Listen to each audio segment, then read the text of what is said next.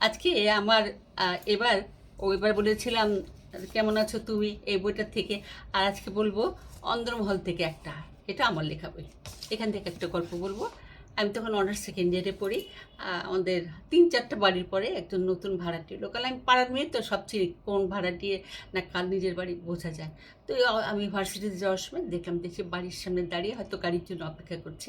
আমি দেখে একদম বিমোহিত হয়ে গেলাম, এত সুন্দর এত সুদর্শন ছিল। সত্যি কথা, ওই দৃষ্টি এড়ানো যায় না। আমি বেশ খানিকটা দূরে গিয়ে পিছন ফিরে দেখলাম যে কে এই ছেলেটা, কোথা থেকে এলো।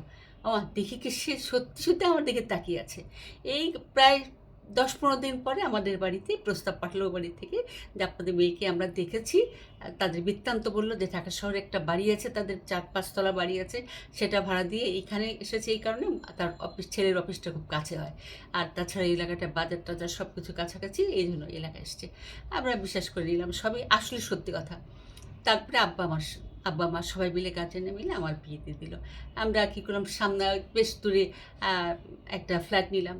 আমার ক্লাসও করতে যাই, আবার এরকম করতে করতে আমি মাস্টার্সও কমপ্লিট করলাম। আমরা সত্যি এত সুখী একটা দম্পতি ছিলাম যে মানুষের ঈর্ষার নজরে পড়তো। এত সুখে ছিলাম আমরা। ওর অফিস ছুটির পরে আমরা ঘুরতে বেরোতাম, এখানে খেতাম ওখানে ঘুরতাম ইত্যাদি করে ওদের সময় কাটছিল। 5 বছর পরে আমার কোলে এলো মনির। মনির আসার পরে আমি মনিরের দিকে বেশ ঝুঁকে পড়লাম। ও হলো আমার চোখের মনি, আমরা মনি মনি করে ডাকি। মনিকে পেয়ে আমি আসলে সত্যি কথা যে পৃথিবীটাই ভুলে গেলাম। ওর হাসিতে আমি হাসি, ওর কান্নাতে আমার মন খারাপ হয়, এইভাবে চলতে। আস্তে আস্তে আনু আমার কাছ থেকে সরতে লাগলো, সরতে সরতে যে এতটা দূরত্ব হয়ে গেল যে সেটা আমি বুঝতে পারিনি। ছেলেকে স্কুলে ভর্তি করলাম, তারপরে ছেলে পড়তে থাকলো, আমি ওভাবে সংসার করতে থাকলাম। এটাকে সংসার বল না, করে যাচ্ছি, সয়ে যায় আর কি। এবার মাঝে মাঝে দেখি 1 দিন 2 দিন করে সপ্তাহে সে বাইরে থাকছে। আমি কিচ্ছু বলি না, কারণ জোর করে তো সব কিছু আদায় করলে ভালোবাসাটা আদায় করা যায় না। সংসারটা টিকে আছে, এটা থাক, বাচ্চা বড় হচ্ছে, একটা ব্রোকেন ফ্যামিলির বাচ্চা। আর যাই হোক, আমার সুখটা দেখার বিশেষ একটা প্রয়োজন আমি অনুভব করলাম না। ছেলেটাকে হাই স্কুলে যখন পড়ে তাকে কোচিংয়ে দিয়ে দিলাম। যখন সে কোচিংয়ে যায়, বাড়িটা খালি থাকে, আমি সুন্দর করে সাজুগুজু করে আমার পুরনো বন্ধুদের সাথে যোগাযোগ করে একত্রিত হলাম। একসাথে খুব আড্ডা দিয়ে, আজকে এর বাড়ি কালকে ওর বাড়িতে, এভাবে আড্ডা দিয়ে। আর আমরা সব সুন্দর করে সাজি, সবাই সাজি, সেজেগুজে সেই আমরা খুব সত্যি মহা আনন্দের ছিলাম। এখন আমি দেখি আমি ফিরি কখন, যখন অফিস ছুটি হয় তখন এই বাসায় ফিরে আসি, কারণ আমার মনিরও ফিরে আসে।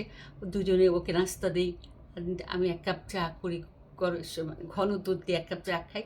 তারপর ছেলের সাথে বসে সারাদিনের গল্প আমরা মা বেটা মিলে করতে থাকি। আনু আসে, তখন এসে আমাকে একটু আর চোখে দেখে। আর চোখে দেখে, তাকে আমি বুঝতে পারি সে খুব রেগে গেছে। আমিও চাচ্ছি সে রাগুক, সে রাগুক, কারণ আমি তো দেখতে মন্দ নই। এখনও আমাকে মানুষ দেখলে ভাবে যে বোধহয় এখনও বিয়ের উপযুক্ত বয়স হয়নি। আমার বডি এবং শরীরের চেহারাটা এরকমই ছিল। যাই হোক, ও দেখি এখন মানে প্রায় আমাকে অন্যরকম চোখে দেখে। এই দেখাটা সে রাত্রে আমার পরে সে রিভান্স দেয়। আমি পারি না কোনো কিছু বলতে, চুপচাপ করে সহ্য করে যাই।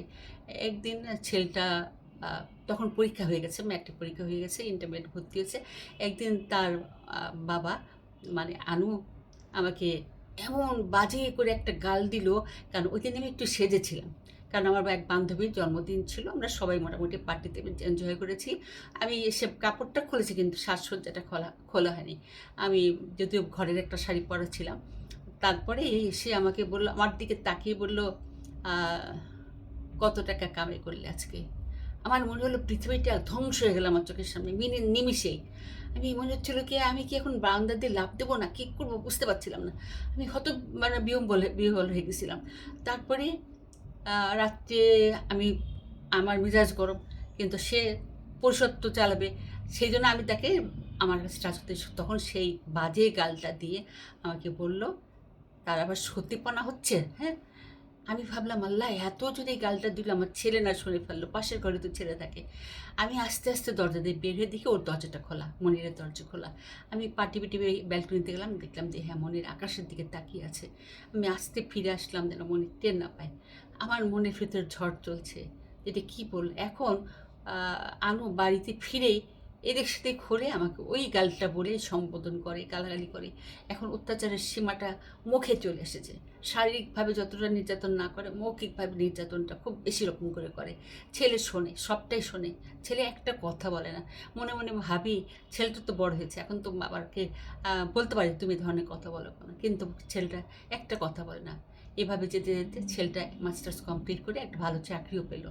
সে চাকরি করতে করতে একদিন কি হলো, সে ছেলে, আমার ছেলে মনি বললো কি, আজকে তোমরা আমার সাথে একসাথে রাত্রে 9টার সময় খাবে, তোমরা আজকে যে যেখানে থাকো না কেন 9টার সময় ডাইনিংয়ে বসবে। আমি তো মহা খুশি, আনন্দে অনেক কিছুই রান্না করলাম। আনু আসলো, এসে হাত মুখ দিয়ে খেতে বসেছে টেবিলে। দেখলাম মনি অনেকগুলা মানে শপিং ব্যাগ আর গিফটের ব্যাগ নিয়ে এসছে। তো খাওয়া দাওয়া শেষ, তো একটা ব্যাগ ওর বাবার দিকে এগিয়ে দিয়ে, আনুর দিকে এগিয়ে দিয়ে বলে, এটা তোমার জন্য, এটা তোমার জন্য। আমাকে একটা ব্যাগ দিয়ে বললাম, এটা তোমার জন্য। তারপরে এখন কথাটা বলি, আমি এই বাসা ছেড়ে চলে যাচ্ছি। তোমরা দুজনেই মা হয়তো জানো যে আমি সাব্বিরের বোনকে বিয়ে করবো 2-4 দিনের ভেতরে। তোমাকে বলা হয়েছে এটা, তুমি কোথায় মনে রেখেছো? আমি মাথা নাড়লাম যে হ্যাঁ, সাব্বিরের বোন চলে যাবে বাইরে, সাথে হাজব্যান্ডকে নিয়ে যাবে। আর ওরা, সাব্বিরের সাথে আমার ছেলের অনেক বেশি ঘনিষ্ঠতা ছিল, তারাও খুশি। এখন তারাও ঠিকঠাক করেছে যেভাবে হোক, সাব্বিরের বোনের সাথে বিয়ে হবে এবং তারা বিদেশে চলে যাবে। আর আর আমার হাজব্যান্ডকে বলল, মনির বলল যে শোনো, তুমি আমার মাকে একটা শব্দ করে যেদিন প্রথমে গাল দিয়েছিলে, আমি সেদিন থেকে ভেবেছি তুমি আমার বাবা না, তুমি আমার বাবা না।